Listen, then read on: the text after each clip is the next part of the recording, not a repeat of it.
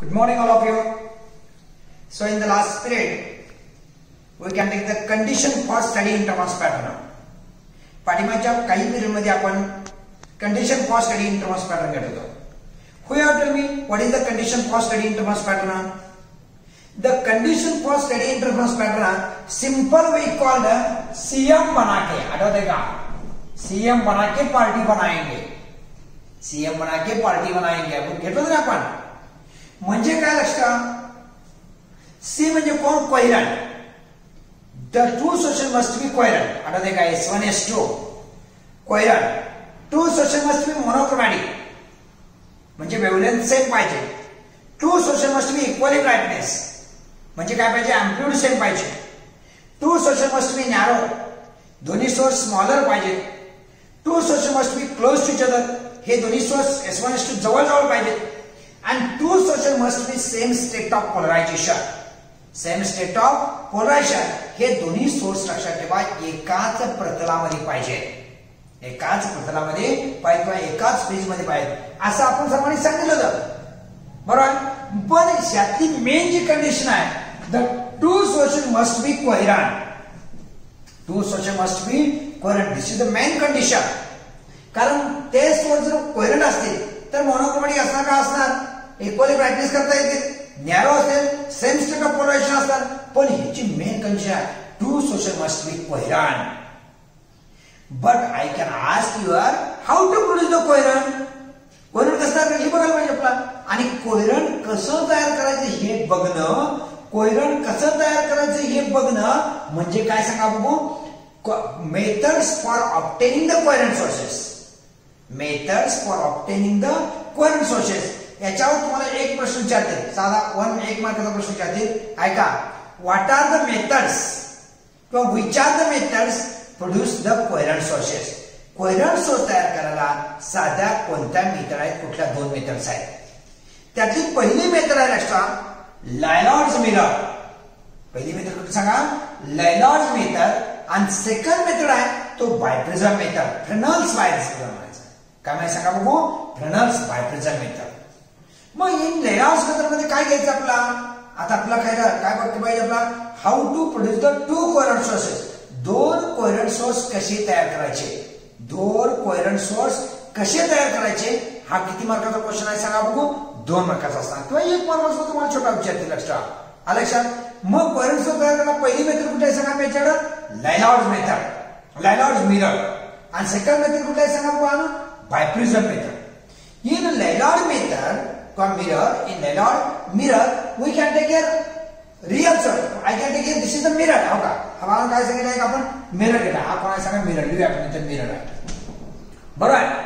आणि मिररच्या बरोबर खालच्या बाजूला इथे एक आपण प्लेन ग्लास स्लॅब ठेवूया. Plane glass slab in front of mirror.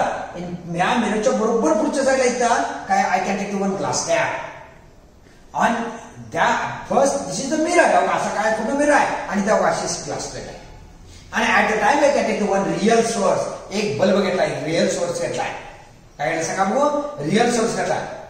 By using this real source, we can raise our incident on this glass slab as well as mirror. मराठीमध्ये याची प्रकाश किरण या मिररवर टाका. याची प्रकाश किरण काय करायचं सांगा बाळांनो? या मिररवर टाका. आणि ज्याला ती प्रकाश किरण त्या मिररवर पडते त्याने so there is a reflection. हे बघा, ही असे बघा, ज्याला म्हणायचं इन्सिडेंट रेज. बघा, या असे म्हणायचं इन्सिडेंट रेज. आणि इथं जाऊन इन्सिडेंट आणि कशावर सांगा बघू? प्लेन मिररवर. कशावर सांगा बघू? Plane mirror. आणि प्लेन मिररवर पडल्यानंतर लगेच अशी मागे येतात. प्लेन मिररवर पडल्यानंतर काय सांगा? ती अशी लगेच मागे येतात. आणि लगेच मागाल्यानंतर त्याला म्हणायचं रिफ्लॅक्टेड रेज. रेड करून टाकला, रेड करून ह्याला म्हणायचं रिफ्लॅक्टेड रेज. आणि due to reflected rays we get virtual source. ऐका, हा कुठला सांगा बघू? Real source. आणि त्याच्यापासून जो आपल्याला प्रकाश किरण जाऊन आढळले त्याची मागे मराठीमध्ये त्याची प्रतिमा मिळाली. व्हर्च्युअल सोर्स म्हणजे काय सांगा? परावर्तित सोर्स किंवा प्रतिमा मिळालेला सोर्स. ह्याला म्हणायचं प्रतिमा सोर्स. म्हणजे याला काय म्हणायचं? आभासी प्रतिमा. काय म्हणायचं सांगा? आभासी प्रतिमा. कशा सांगतो? समजा आपण मिररच्या पुढे मारलो. मिररच्या पहिली जी तुमची समोरची आहे तो रिअल झाली. तुम्ही आहे तो रिअल इमेज. आणि जी आरशामध्ये मिळणार आहे किंवा तुमच्या मिरर मिळणार त्याला म्हणायचं व्हर्च्युअल इमेज. काय माहिती सांगा व्हर्च्युअल इमेज. तसं हा रिअल इमेज वापरल्यानंतर याची रिफ्लेक्टर रेज येतात आणि काय म्हणतात सांगा व्हर्च्युअल सोर्स मिळतात किंवा व्हर्च्युअल इमेज मिळतात. काय म्हणतात सांगा आपला व्हर्च्युअल इमेज मिळतात आणि अशा प्रकारच्या हा रिअल सोर्स आणि हा व्हर्च्युअल सोर्स याच्यापासून आपल्याला जे मिळालं म्हणजे एका सोर्स पासून हा सोर्स मिळाला, एका सोर्स पासून हा सोर्स मिळाला म्हणून याला म्हणायचं coherent sources. What is the definition? The two sources are produced from one source. The two sources are produced from one source called as a coherent source. Called as a coherent source. होगा एका source पासून हा source तयार झाला म्हणजे दोन झाले बरोबर. हा पहिला आणि हा दुसरा हे दोन सोर्स तयार झाले यांना म्हणायचं कोहेरंट सोर्सेस. ह्यांना काय म्हणायचं सांगा बघू कोहेरंट सोर्सेस. आणि कोहेरंट सोर्सेस तर नाही त्या कोहेरंट सोर्सच्या साहाय्याने ऐका त्या कोहेरंट सोर्सच्या साहाय्याने आपण काय करू शकतो वेव्हलेंथ. कारण यातलं डिस्टन्स आहे का हे काय सांगा बघू स्मॉल डी असणार इथे का हे काय सांगा small distance between the two sources. Small d का distance between the two sources मिळणार आणि अशा प्रकारच्याला काय म्हणतो आपण लेलॉर्ड मिरर. थोडक्यात वाक्यात काय ना प्रश्न by using the Lloyd mirror we can determine coherent sources. Lloyd mirror आहे ना काय काढतो आपण सांगा कोहेरंट सोर्स. काय काढतो सांगा आपण Bano coherent source. Any doubt शंका कोणाच्या मनामध्ये थोडंच पुढे जाऊया आपण लक्षात यानंतर आपण पुढे जाऊया नेक्स्ट टाइम आता biprism. By using the biprism we get the coherent source. बायप्रिझमच्या साहाय्याने सुद्धा आपण काय करू शकतो कोहेरंट सोर्स घेतो. तुम्हाला you will ask the question for 2 marks. Mark 2 mark विचारू शकतो बरं का. Draw the diagram for Fresnel's biprism experiment. Draw the diagram for Fresnel's biprism experiment. हा डायग्राम तुम्हाला किती मार्काला विचारू शकतात 2 मार्काला. आणि by using the Fresnel's biprison experiment we get coherent source. काय म्हणतात सांगा coherent source कसे करायचे सांगतो बघा. बस दिस इज द वन स्लिट. एक स्लिट घ्या आपण किंवा एक कागद घ्या किंवा प्लेन पेपर घ्या. ह्या प्लेन पेपरवर this is the one slit म्हणजे आपण होल ठेवलेलं असतं होल पिन होल मारलाय. by using the slit the rays are incident on this biprison. यातून निघालेले प्रकाश किरण या बायप्रिझम पडतात. Why called बायप्रिझम? Because there are two prisms are connected back to back. There are two prisms are connected back to back. We call बायप्रिझम. ज्यामध्ये दोन prism एकमेकाला जोडले असतात, ज्यामध्ये दोन प्रिझम एकमेकाला जोडले नसतात अशा प्रकारच्या बायप्रिझम म्हणतो. आणि याचा रिफ्रॅक्टिंग अँगल किती सांगू 180 डिग्री 180 डिग्री एक्स्ट्रा. मराठीमध्ये सगळ्या बाजूने रिफ्रॅक्ट होतो सगळ्या बाजूने. कारण त्रिकोण प्रिझम तो का असावं का हा प्रिझम असा असतो का आणि त्या सर्व बाजूला काय सांगावं रिफ्रॅक्ट होतो. सर्व बाजूला रिफ्रॅक्ट होतो आणि म्हणून याचा रिफ्रॅक्ट अँगल काय सांगितलं आपण 180 डिग्री. म्हणजे काय केलं बघा वेन द सन काय केलं बघा the first this is the source. That source of rays are incident on the biprism. are incident on the bioprism. So there is a reflection and diffraction. हो का हे प्रकाश किरण याच्यावर पडल्यानंतर हे प्रकाश किरण याच्यावर पडल्यानंतर हो का इथून पाठीमागे येतात आणि इथून अशी पाठीमागे येतात. हे आले काय सांगा रिफ्लेक्शन झालं. आणि त्याच वेळा का इथून काय गेले इकडे गेले ऐका इथून इकडे गेलाय परत तिकडे रिफ्रॅक्ट झाला. रिफ्लेक्शन काय सांगा रिफ्रॅक्शन दोन्ही झालं. रिफ्लेक्शन आणि काय झालं सांगा रिफ्लेक्शन. आणि due to reflection refraction we get interference pattern containing alternate bright and dark band. याच्या साहाय्याने आपल्या काय मिळाला alternate bright and dark band मिळाला. Alternate bright and dark band मिळाले. हो का हा पहिला कोण सांगा ब्राईट बँड आहे. हो का पहिला ह्याला डार्क होतो ह्याला म्हणायचं सीबीबी.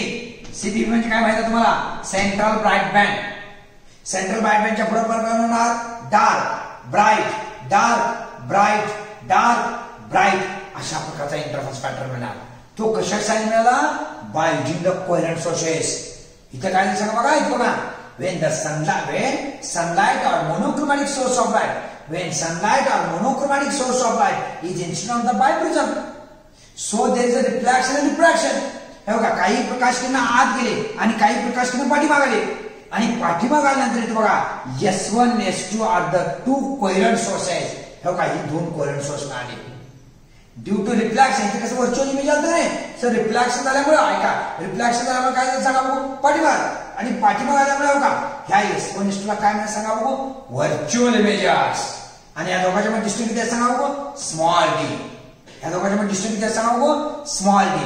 म्हणजे ह्याला काय म्हणतो आपण सांगा, व्हर्च्युअल इमेज. काय म्हणतो सांगा आपण, व्हर्च्युअल इमेज. आणि व्हर्च्युअल इमेजच्या साहाय्यानं व्हर्च्युअल इमेजचे वेव्हज परत गेलो आहे बघा.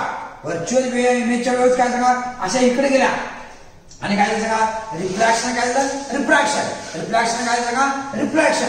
आणि due to reflection and refraction, due to reflection and refraction we get interference pattern. काय म्हणाल सांगा, interference pattern containing alternate bright and dark band, containing alternate bright and dark band. पहिला सेंटर ब्राईट बँड, परत dark band, bright band, dark band. Young section मध्ये बघितलं आपण, young section मध्ये. तसं लक्षात ठेवा या फ्लक्स बायप्रिझम मध्ये मिळतं. मग तुमच्या मनात प्रश्न येईल, सर हे कशानं काय, ऐका कशानं बघायचं. हे बघा पहिला काय झालं, सिक्स मध्ये काय रेस कशा पडले, बायप्रिझमवर. त्या बायप्रिझमवर काय झालं, 2 कोहेरंट सोर्स तयार झाले. त्या कोहेरंट सोर्सच्या वेव्हज, त्या कोहेरंट सोर्सच्या वेव्हज ह्यातनं अशा पास होऊन, बघा ह्यातनं पास होऊन कुठे आले सांगा बघू, इंटरफरन्स पॅटर्न मिळाला. आणि that interference pattern we can see in the, इथं बघा इथं आपण मायक्रोस्कोप ठेवायचा आहे. काय ठेवायचं सांगा बघू, मायक्रोस्कोप. हे असा मायक्रोस्कोप ठेवायचा. आणि they can see through the microscope, they can see through the microscope. कशात बघणार सांगा आपण, सांगा मायक्रोस्कोप मध्ये बघणार. आणि मायक्रोस्कोप मध्ये बघितल्यानंतर ह्याच्या साहाय्याने काय काढू शकतो आपण सांगा, सांगू नको. इथं हा जो मायक्रोस्कोप आहे तुम्हाला दाखवतो, हा मायक्रोस्कोप हे असा असतो बघा. लक्षात, आपल्या पुस्तकात नाही पण तुम्हाला सांगतोय आता, हा मायक्रोस्कोप हे असं असतं. आणि इथं ऐका, हा मायक्रोस्कोप असतो. ह्याचं जे डिस्टन्स आहे हे बघा, इथून ते बघा, इथून ते इथलं डिस्टन्स कॅपिटल डी असतं. हे डिस्टन्स सांगा कॅपिटल डी असतं. Distance between source and screen कशात बघतो ना आपण, त्याला काय म्हणतो सांगा, स्क्रीन. लक्षात. मग आता कसं करणार, व्हॉट इज फॉर्म्युला, ह्याच्या साहाय्याने काय काढतो आपण, wavelength of light. By using the formula we can determine the wavelength of light. Young experiment मध्ये चालतं. What is formula for wavelength of light, formula lambda is equal to XD divide by capital D. XD divide by capital D.